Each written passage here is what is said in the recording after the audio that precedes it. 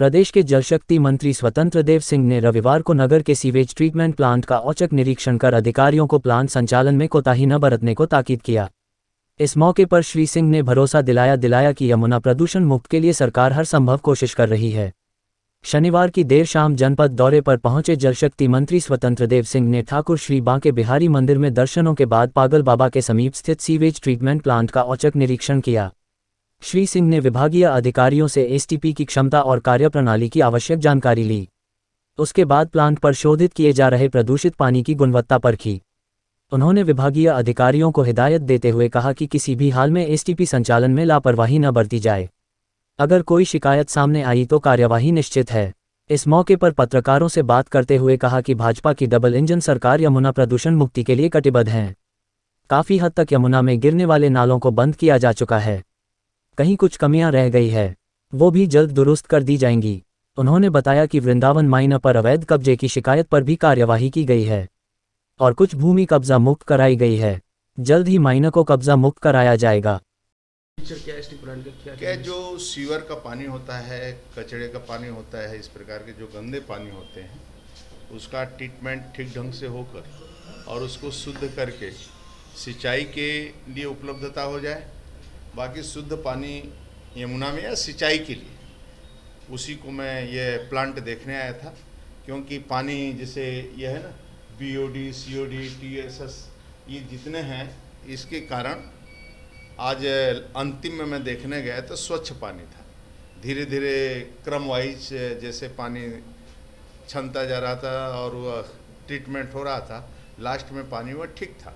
तो ये आने वाला भविष्य, जैसे माननीय मोदी जी का जो सपना है, माननीय योगी जी का सपना है कि राज्य के अंदर नदियों में या सभी नदियों में गिरने वाले जल, ऐसे जो शहरों के नाले हैं, इस प्रकार का, उन नालों के पानी को कैसे ट्रीटमेंट दिया जाए और पानी वो शुद्ध होकर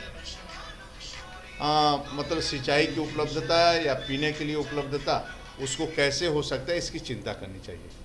मेन रूप से कि बरसात के पानी को भी हम अपने घर में कैसे, आने वाला समय पानी के लिए दिक्कत है। भूजल स्तर से हम पानी का दोहन कितना करेंगे, हमारे लिए चुनौती है।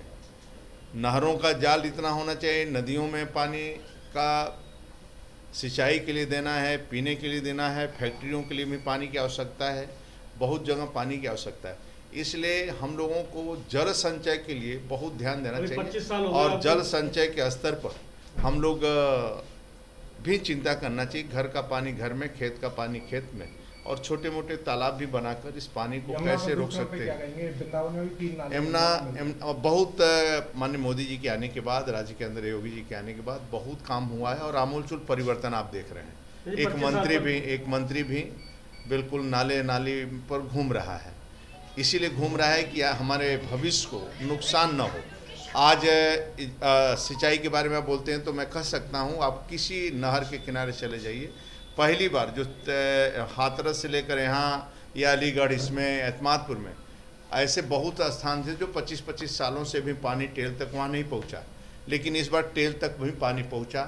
नहरों की सफाई, सिल्ट की सफाई भी अच्छी हुई। कुछ लगता है खराब है तो उसको मैं स्वयं चेक कर रहा हूँ। आमूलचूल परिवर्तन कैसे है और स्व प्रेरणा से, मतलब अधिकारी कर्मचारी का ही विभाग है, स्व प्रेरणा से काम कैसे करें और आम जनमानस को सुविधा कैसे दें, ये हम सब लोगों को मिलकर काम करना है। एक वृंदावन छोटी सी माइनर थी, उसमें पूरे पे कब्जा हो गया, टाइम उसका नहीं, आपको पता नहीं, मैं कल गया था देखने के लिए और उस पर अतिक्रमण बड़े पैमाने पर हटा है, नहरों की सफाई हुई। मैं वृंदावन कल देखा था, वृंदावन गोवर्धन जाते समय मैं देखा था, उस पर अतिक्रमण हटा है। धीरे धीरे और जो अतिक्रमण है वह भी हटेगा और लोग स्व प्रेरणा से अपना अतिक्रमण, देखिए नहर तालाब पोखरा, इस पर कब्जा नहीं होना चाहिए। ये समाज का है और समाज को भी चिंता करना चाहिए। सभी मिलकर ही काम कर सकते हैं, सरकार का सहयोग करना चाहिए और सभी को मिलकर काम करना चाहिए। 25 साल हो गए, करोड़ों अरबों रुपए इसमें खर्च हो गए। हाँ, इसी कारण 6 साल में परिवर्तन आया है ना, मोदी योगी के आने के बाद ही परिवर्तन आया है। जय के ईमानदार, अभी भी बहुत से नाले गिर रहे हैं। मैं बहुत से नाले, बहुत से सिस्टम, ऐसा नहीं एक भी आपको नाला नहीं बचेगा भविष्य में। बाकी की भी योजना बनी है, ऐसे 4-5 और योजना बनी है जो शीघ्र ही काम चालू हो जाएगा।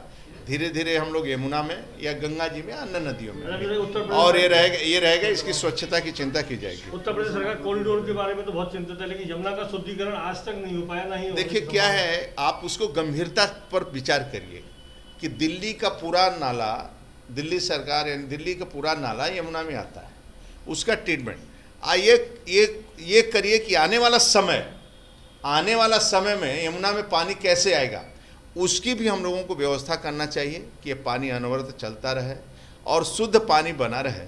इसीलिए रात दिन हम लोग परिश्रम कर रहे हैं। कई कंपनियों से, जापान से बड़ी बड़ी कंपनियों से बात हो रही है कि इस पानी को और कैसे ट्रीटमेंट हम लोग कर सकते हैं, और समझौता इसी कारण इन्वेस्टर समिट हो रहा है, उसमें भी बड़े बड़े लोग आ रहे हैं, बड़ी कंपनियां आ रही हैं, और कैसे पानी शुद्ध हम लोग कर सकते हैं उसकी व्यवस्था आदरणीय मोदी जी, योगी जी चिंतित